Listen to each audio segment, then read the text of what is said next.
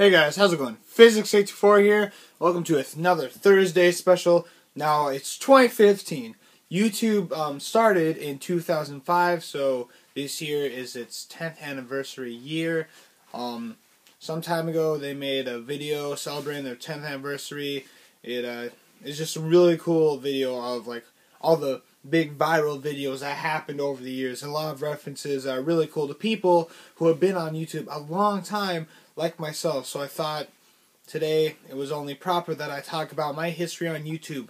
Now, I have not been on YouTube, as long as some other people have, but I mean, I've been there. I was there pretty early too. So, the first time I ever saw YouTube, and this was at a grandparent's house, and my cousin, we got on the computer, he went on YouTube, and we watched a video of like, it was like a disaster video. It was just like a collaboration of like, cars crashing, maybe something falls off a bridge, now I think about it, it was a pretty morbid video, because it showed like a bunch of like crashes or whatever, or maybe like a boat just, tipped over or whatnot.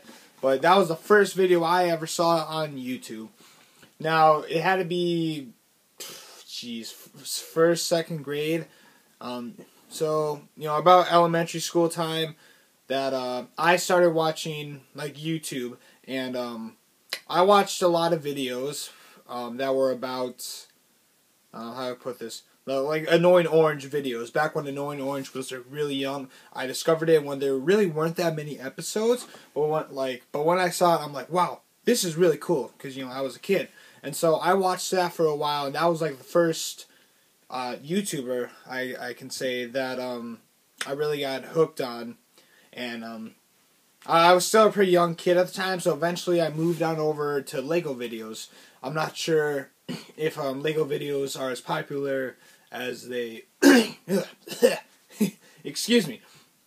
I don't think Lego videos are as popular as they were some years ago, but as a kid I really enjoyed watching stop motion Lego videos. There were a ton. Lego Batman, Lego Virus G7, Lego Jurassic Park. Just stop motion videos were really cool.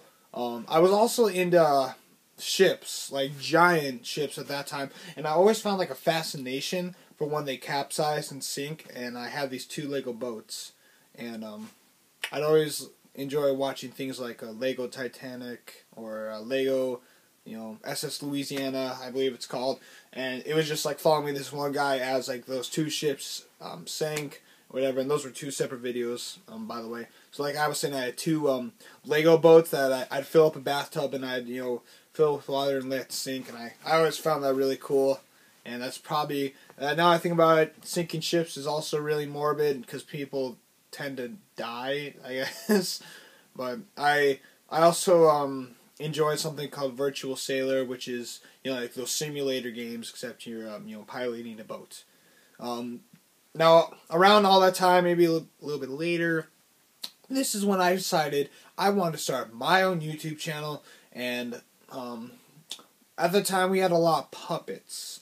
You've seen them in my puppet videos. If you haven't, go check them out. You can hear my squeaky voice. Well, it wasn't squeaky. It was pretty high-pitched, though. But that's what I wanted to found my YouTube on, puppets.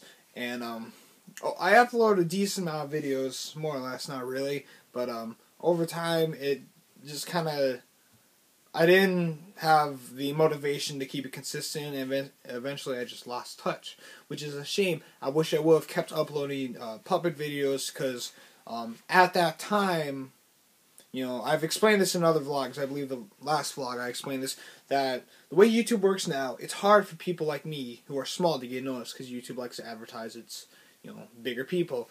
So at that time, I got a lot of views on my puppet videos. You can even go see how many views they have compared to my vlogs and other things now. And that's because it was easy to get noticed. So I'm sure if I would have kept with it, I may have been bigger than I was today, and I would have had a bigger audience to entertain, but, you live and learn, I guess. So, Nerf, right? I'm still a kid, third, fourth grade, maybe not quite stepping into fifth grade. But Nerf was like my jam. And I found a YouTuber called CACox97, and he was just a kid, like few years older than me, and he was really good at filmmaking, and he and some of his friends would make Nerf videos, and these got a lot of views, like hundreds of thousands, even millions of views. Like, he made some pretty good stuff. And so at that time, I'm just like, that was really awesome to me. That was really cool. I enjoy it. I guess I don't really play with my Nerf guns. I never really wanted to get rid of them, because whenever I see them, it just reminds me of what I used to be. It just reminds me of what I used to enjoy. It's a good flashback. And I watched CACox97 for a while. Eventually, he made a gaming channel, CACox97 Gaming, which is now no longer up and running. He just decided to put all of his videos on his main channel.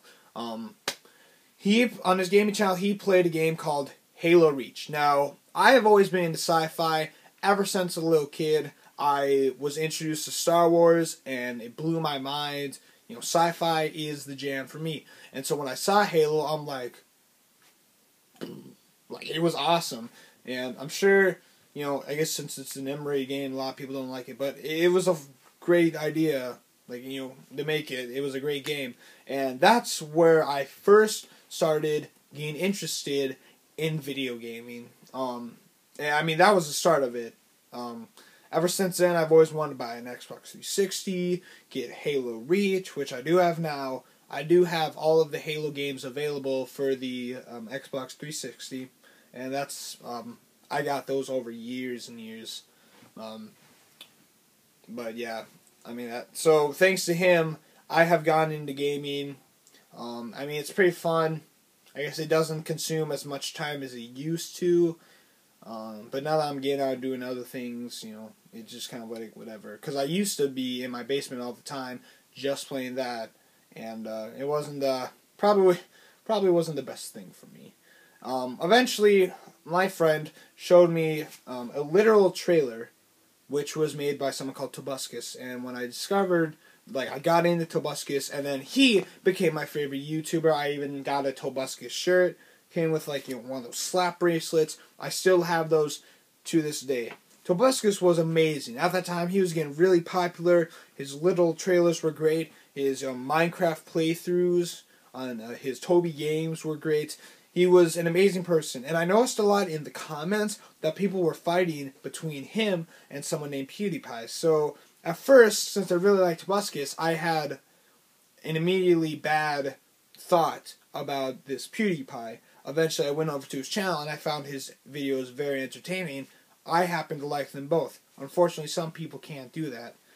So over time, I started shifting over to PewDiePie just because Tobuscus, I started losing touch of his entertainment. It just didn't seem to, get me anymore. So I started shifting more and more over to PewDiePie, and then I found someone called Yami Mash. Now, this was when Slender was huge. Five Nights at Freddy's was pretty huge. I'm pretty sure Slender was bigger, just by a bit.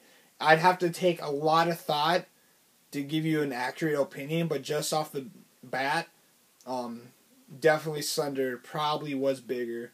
And I saw one of Yami Mash's videos. It was a Slender video of the map called Hospice. I believe it's his most viewed video, most popular. And I like Yami Mash, so I shifted over to him. And then he played a Gmod horror map with someone called Markiplier. Now, when I saw Markiplier, I thought he was a pretty interesting guy from what I saw. So I went over to his channel, and then I got stuck from there. Markiplier was and still is my favorite YouTuber. I still watch him to this day. I watch all of his videos, and ever since that Gmod horror map video, that's who I've been mainly watching. I still watch PewDiePie, but eventually, I lost touch of him. His videos just weren't as entertaining as they used to be anymore, and so that's how life continued. I still watched other YouTubers, not as consistently like I did with Markiplier, but I didn't just stick with Markiplier. I did watch many other videos based on, what I was craving, or, if I wanted to see something else or whatnot. And then the new era came many months ago, and that's when I decided, thanks to the persuasion of my cousin, that I should start YouTube again, and that's what I did. And now I still watch Markiplier, I'm still making videos, and I'm still watching a lot of other people. Like, I'll scroll through my subscriptions, I'll be like, I remember him, I like his videos, or her videos, and I'll click on it, maybe watch a few videos, and, just get on with life. And that's my YouTube history, and I feel like it's just going to keep on going from here. So, thank you guys so much for watching this video. If you liked it, why not subscribe? And have a great summer. And I will see you in the next video. Peace.